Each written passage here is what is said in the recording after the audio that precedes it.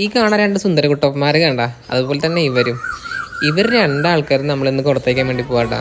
നമ്മുടെ ഒരു സബ്സ്ക്രൈബറിൽ നിന്ന് കുറച്ച് ബേഡ്സിനെ വേണമെന്നൊക്കെ ഉണ്ടായിരുന്നു. അപ്പോൾ അവർ പ്രത്യേകം ഉണ്ടായിരുന്നു നല്ല ക്വാളിറ്റി ബേഡ്സ് വേണം തന്നെ.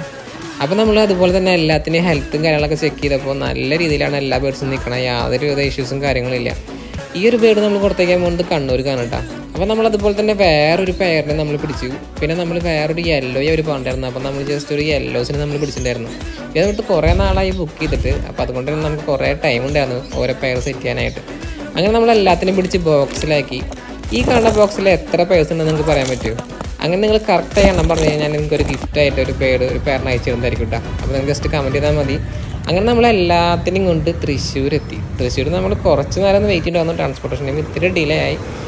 അങ്ങനെ നമ്മൾ നമ്മുടെ ട്രാൻസ്പോർട്ടേഷൻ ടീമിന് കൊടുത്തതിന് ശേഷം നമ്മൾ അവരെ ഒരു വീഡിയോസ് വാങ്ങിണ്ടായിരുന്നു കേട്ടോ. ആ വീഡിയോ ആണ് നിങ്ങളിപ്പോൾ കാണുന്നത്. എല്ലാ ബേഡ്സും നല്ല ഹെൽത്തി ആയിട്ട് അവിടെ എത്തിയിട്ടുണ്ട് കേട്ടോ.